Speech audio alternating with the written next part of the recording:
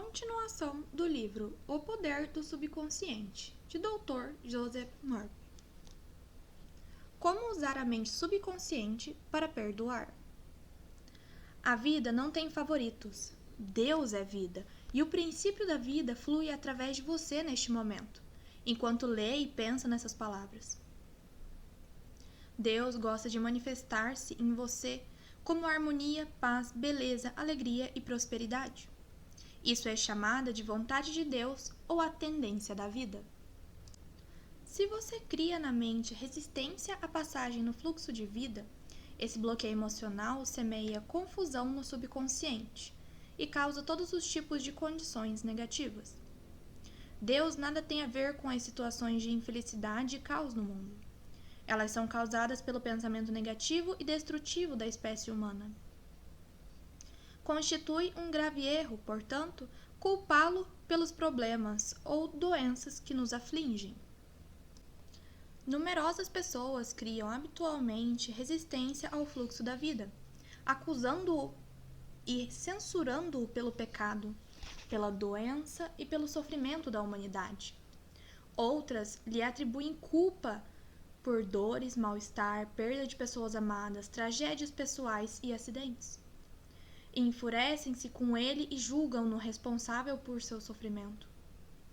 Enquanto alimentarem esses conceitos negativos sobre Deus, tais pessoas enfrentarão reações negativas automáticas da mente subconsciente. O que não conseguem compreender é que castigam a si mesmas. Elas precisam compreender a verdade, obter a libertação e renunciar a toda e qualquer condenação, ressentimento e raiva contra qualquer pessoa ou poder fora de si mesmas. Se assim não agirem, não adianta esperar vida sádia, feliz ou criativa. No momento em que acolhem o amor na mente e no coração, no momento em que acreditarem que ele é um pai carinhoso que as protege, ama, orienta, sustenta e lhes dá forças, esse conceito e crença sobre Deus, o princípio da vida será aceito pela mente subconsciente e elas se beneficiarão de incontáveis maneiras. A vida nos perdoa sempre. O princípio da vida contém e abre-nos um tesouro infinito de perdão. Perdoa-nos quando cortamos o dedo. A inteligência subconsciente existente em nós age imediatamente para curar o sofrimento. Novas células constroem pontes de um lado a outro do corte.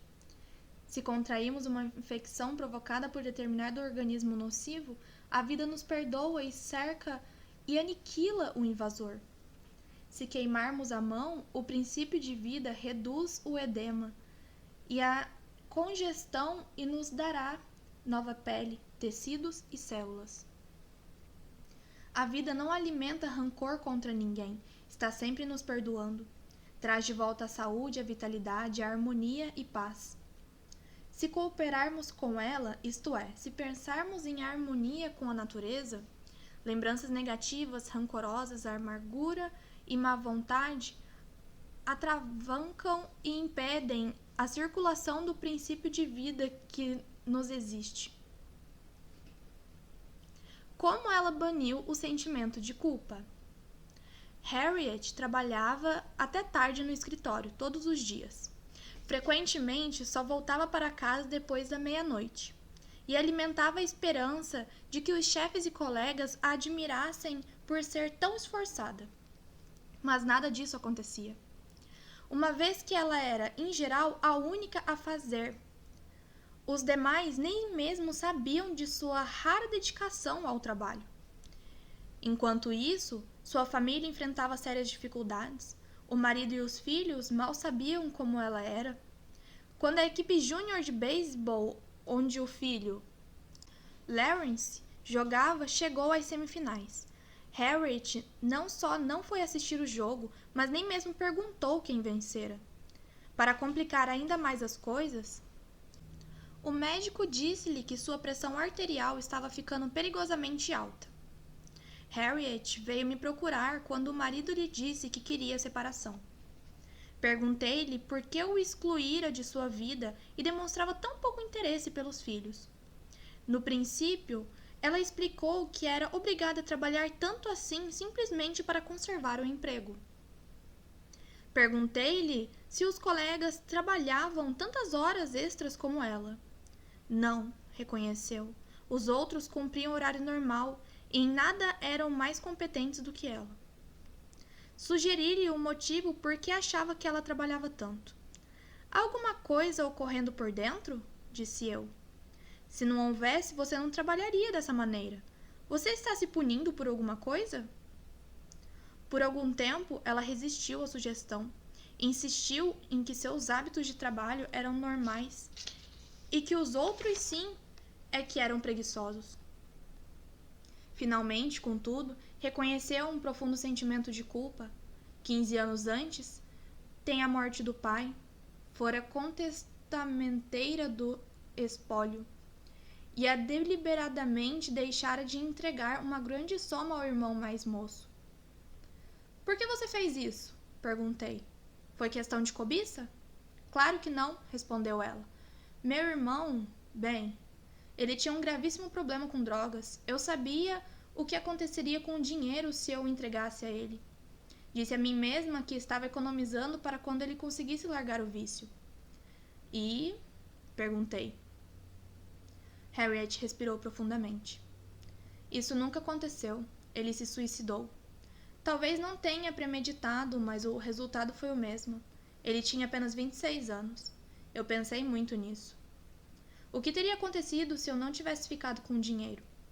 Talvez ele o tivesse usado para pagar um programa de reabilitação e poderia estar ainda conosco. É culpa minha ele ter morrido. Perguntei. Se pudesse fazer tudo novamente, o que faria? Não sei, respondeu ela sacudindo a cabeça. Mas sei que me esforçaria mais para ajudá-lo, em vez de censurá-lo porque ele tinha um problema. Mas, na ocasião, você achou que tinha razões para agir assim? Perguntei. Achou que fazia a coisa certa? Claro, retrucou ela. Mas agora acho que agi mal. O dinheiro não era meu. De modo que agora você não faria a mesma coisa? Não, não faria, disse ela, o rosto sério. Mas isso não importa. Eu jamais poderei ser perdoada pelo que fiz. Roubei meu próprio irmão e ele morreu. É apenas justo que Deus me castigue. Eu mereço isso.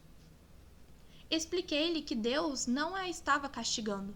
Ela mesma estava se punindo. Se usar mal as leis da vida, você vai sofrer como consequência. As forças da natureza nada têm de más. O uso que lhes damos é que determina se produzirão bons ou maus efeitos. A eletricidade não é má, depende de se você a usa para iluminar sua casa ou aplicar um choque fatal em alguém.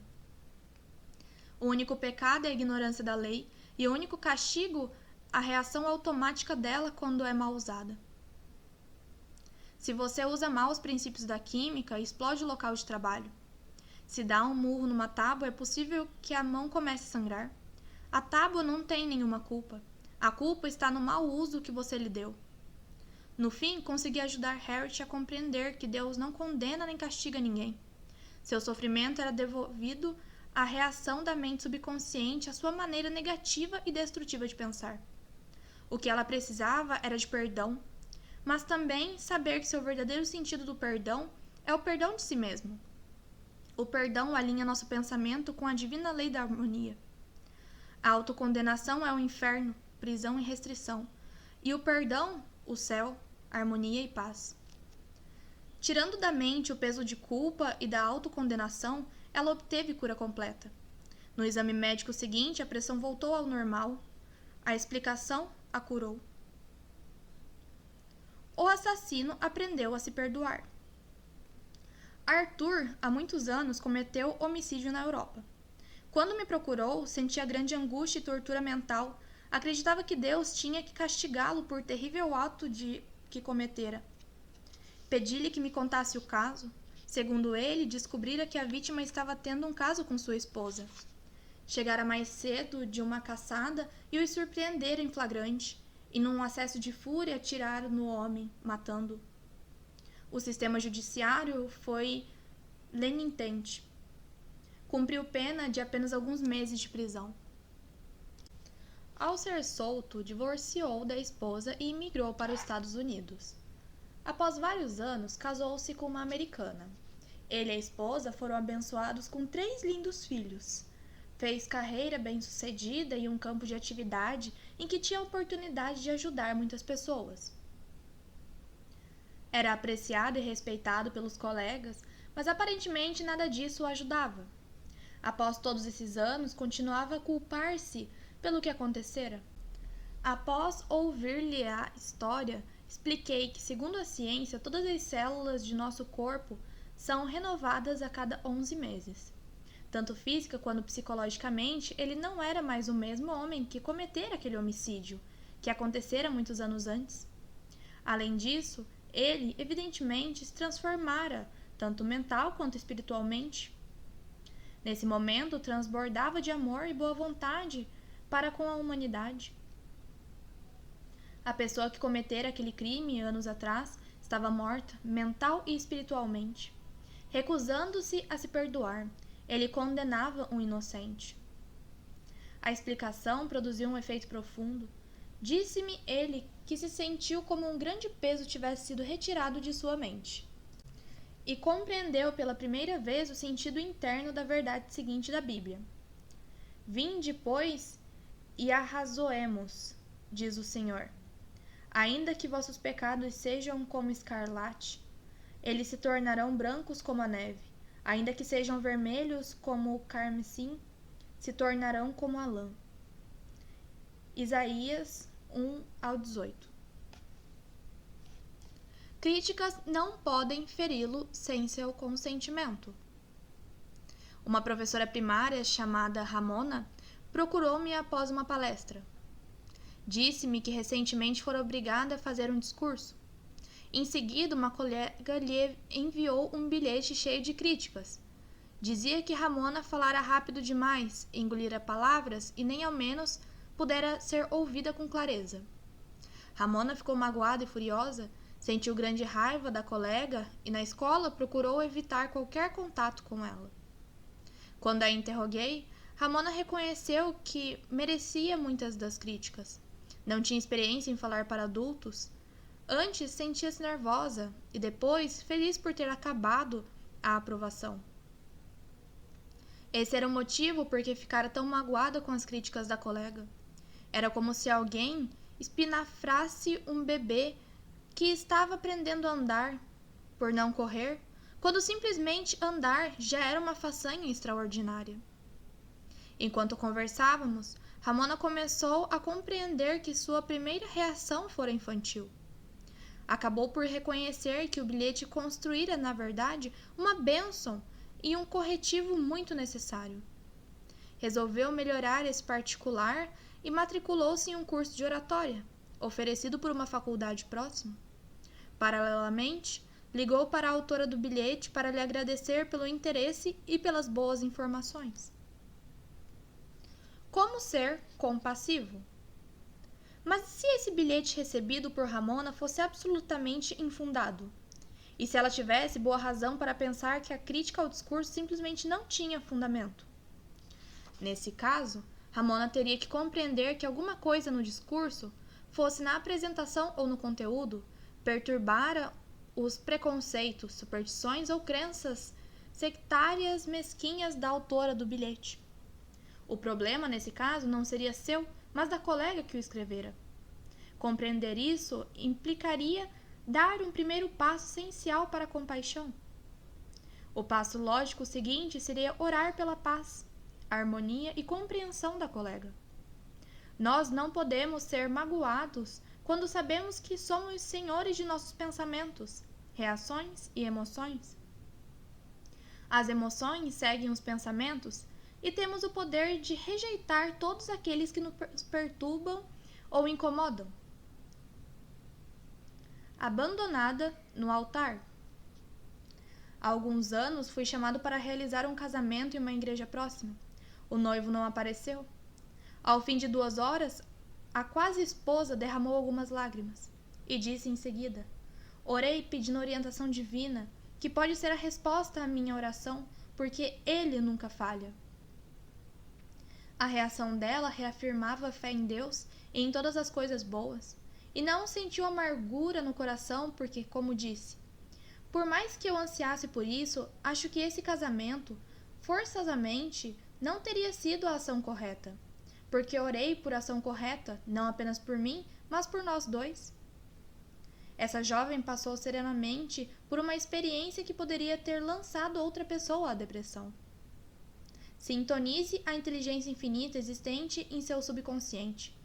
Confie na resposta com tanta certeza quanto confiava em seu pai e sua mãe quando o carregavam nos braços.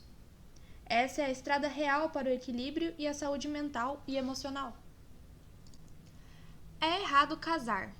Sexo é imoral e eu sou imoral. Uma jovem procurou-me após uma de minhas palestras. Disse que se chamava Carol. Fiquei impressionado com a aparência dela. Usava um vestido preto simples e meias compridas, também pretas. Rosto pálido e sem expressão, sem pelo menos vestígios de batom ou qualquer outra maquiagem. Maneiras controladas, mas também vigilantes, como se pensasse que as pessoas em volta poderiam, de repente, começar a agir de forma imoral. Logo depois, Carol começou a relatar a educação que havia recebido. Fora criada pela mãe, que lhe ensinara que dançar, jogar cartas, nadar ou namorar eram pecados. De acordo com a mãe, todos os homens eram maus. Sexo nada mais era do que devassidão, inspirada pelo demônio. Se desobedecesse a esses mandamentos, se deixasse de segui-los ao pé da letra e espírito, arderia eternamente no inferno. Quando saía com rapazes do escritório onde trabalhava, Carol sentia um profundo sentimento de culpa. Estava convencida de que Deus a castigaria. Um rapaz de quem gostava muito propôs-lhe casamento, mas ela recusou. Ou, como me disse, é errado casar, sexo é imoral e eu sou imoral. Era o velho condicionamento falando. Claro que essa jovem transbordava de culpa. Como poderia ser de outra maneira? Era-lhe impossível viver de acordo com as crenças da mãe? Era-lhe impossível também evitar o pensamento de que havia alguma coisa errada nessas crenças. O princípio da vida que flui através de todos nós lutava por reconhecimento e expressão. Sugeria a Carol que tentasse aprender a se perdoar. Perdoar implica renunciar a algo. Ela precisava renunciar a todas as falsas crenças e tocá-la pelas verdades da vida e por autoestima. Carol tinha que conversar comigo uma vez por semana. Isso durou 10 semanas. Ensinei-lhe o que aprendera sobre o funcionamento deste livro. Compreendo aos poucos ter sido vítima de lavagem cerebral, que fora hipnotizada e condicionada por uma mãe ignorante, supersticiosa, fanática e frustrada. Iniciou finalmente uma vida maravilhosa.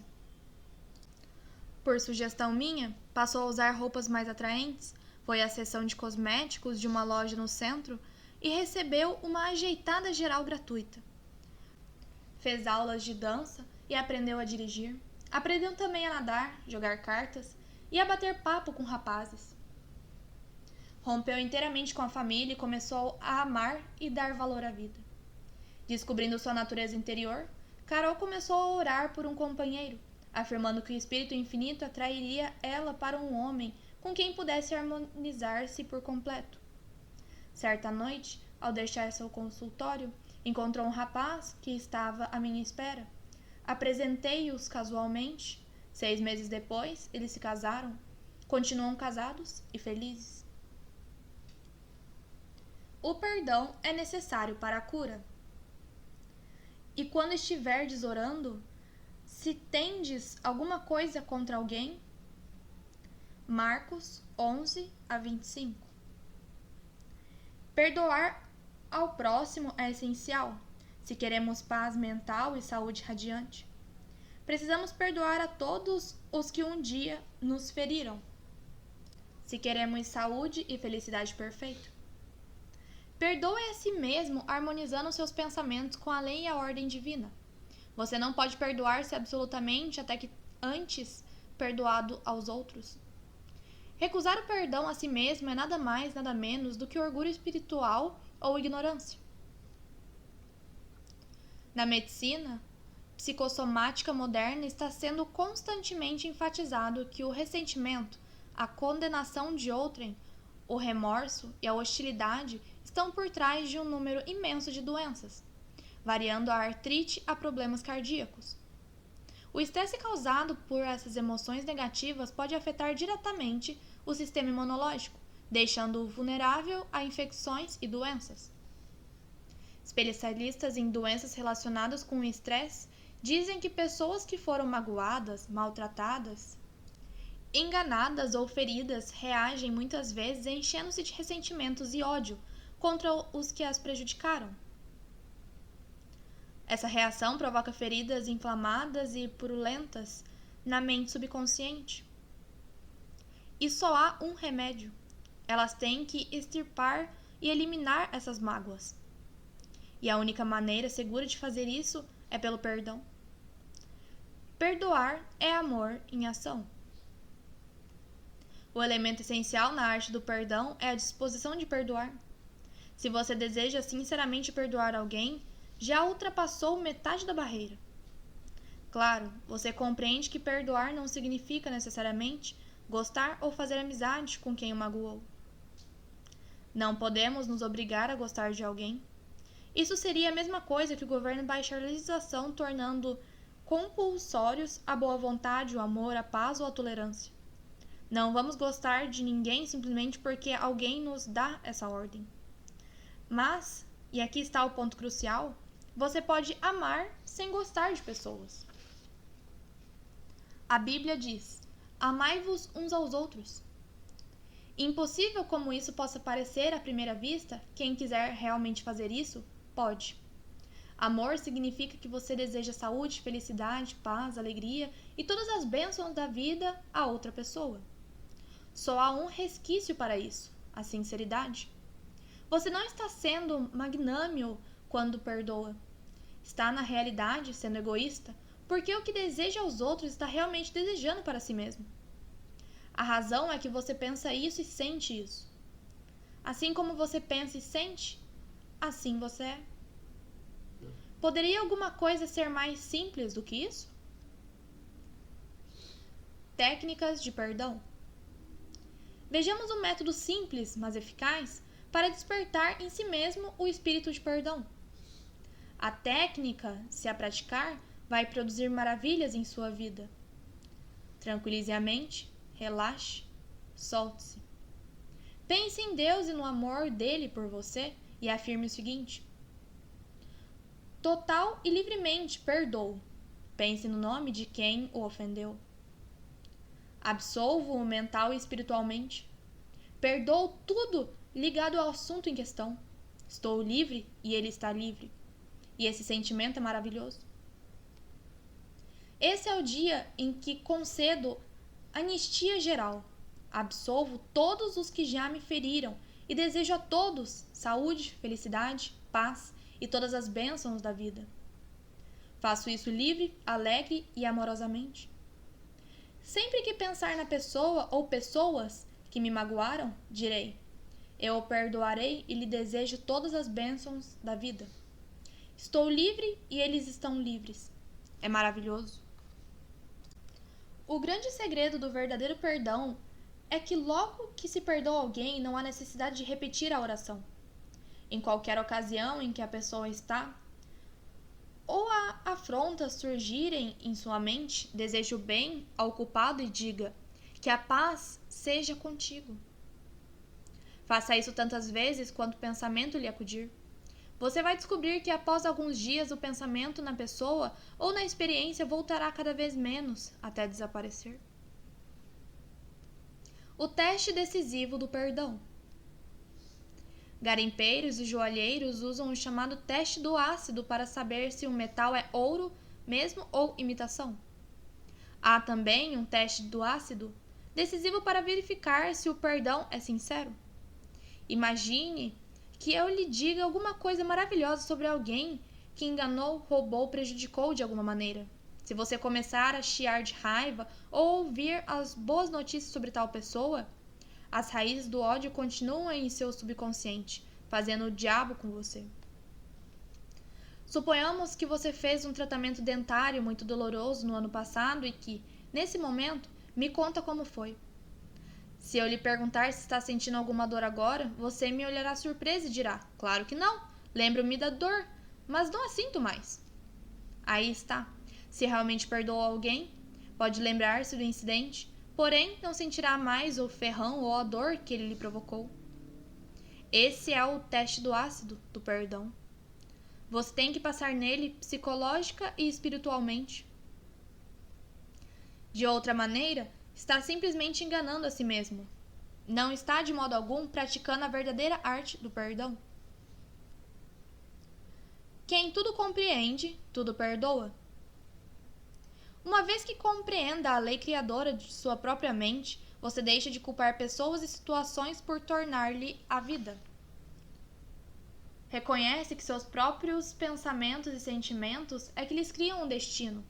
Além disso, sabe que fatores externos não causam nem condicionam sua vida e suas experiências. Pensar que outros podem prejudicar sua felicidade, que você é a bola de futebol, que todos chutam de um destino cruel, que tem que se opor a lutar contra alguém para conseguir sobreviver. Todas essas ideias revelarão a natureza destrutiva que lhes é inerente. Logo que você compreender que pensamentos são coisas, esse princípio, aliás, é claramente exposto na Bíblia. Porque como imagina em sua alma, assim ele é. Provérbios 23, 7. Ajudas no perdão. Primeiro, nem Deus nem a vida escolhem pessoas. A vida não tem favoritos. A vida, ou Deus, apenas parece favorecê-lo quando você começa a se alinhar com os princípios da harmonia, saúde, alegria e paz. 2. Deus, ou a vida, jamais nos envia distúrbios, doenças, acidentes ou sofrimentos. Nós os provocamos com pensamentos negativos e destrutivos, segundo dispõe a lei: quem semeia ventos, colhe tempestades. 3. O conceito que você faz de Deus é a coisa mais importante de sua vida. Se realmente acredita em Deus de amor, seu subconsciente responderá trazendo-lhe incontáveis bênçãos. Acredite em um Deus de amor. 4. Nem a vida nem Deus têm má vontade com você. A vida jamais o condena.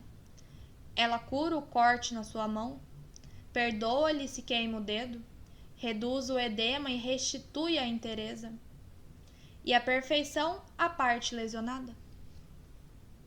5. Seu complexo de culpa é um conceito falso de Deus e da vida. Nenhum dos dois o julga ou castiga. Você faz isso consigo mesmo através de efeitos produzidos pelo subconsciente e que têm origem em crenças falsas, pensamentos negativos e autocondenação. 6. Deus, ou a vida, não condena nem castiga. As forças da natureza nada têm de más. Os efeitos de seu uso dependem de como usa o poder que em você existe. Você pode usar eletricidade para matar alguém ou iluminar a casa, usar água para afogar uma criança ou saciar-lhe a sede. O bem e o mal têm origem no pensamento e na intenção na mente da pessoa. 7. Deus, ou a vida, jamais pune. As pessoas se punem com falsos conceitos sobre Deus, vida e universo. Como o pensamento é criador, elas criam seu próprio sofrimento. 8. Se outra pessoa o critica e esses defeitos existem em você, rejubile-se, dê graças e aprecie os comentários. Você terá assim a oportunidade de corrigir os defeitos. 9. Nenhuma crítica pode feri-lo quando você sabe que é senhor dos seus pensamentos, reações e emoções. Esse fato lhe dá a oportunidade de rezar pelo próximo e abençoá-lo, e com isso abençoar-se também. 10. Quando ora por orientação e ação correta, aceite o que lhe foi dado, reconheça que é bom muito bom o que recebeu. Dessa maneira, não terá razão para autopiedade, críticas ou ódio. 11. Nada é em si bom ou mal. O pensamento é que lhe dá essa característica. Não há o mal no desejo de alimento, sexo, riqueza ou verdadeira autoexpressão. Tudo depende da maneira como você usa essas ânsias, desejos, aspirações. Seu desejo de alimento pode ser atendido sem matar alguém por um pedaço de pão. 12. Ressentimento, ódio, má vontade e hostilidade estão por trás de um número enorme de doenças. Perdoe a si mesmo e a todos, doando amor, vida e boa vontade a todos os que magoaram. Continue a agir assim até que possa reencontrá-los em sua mente e saber que está em paz com eles. 13.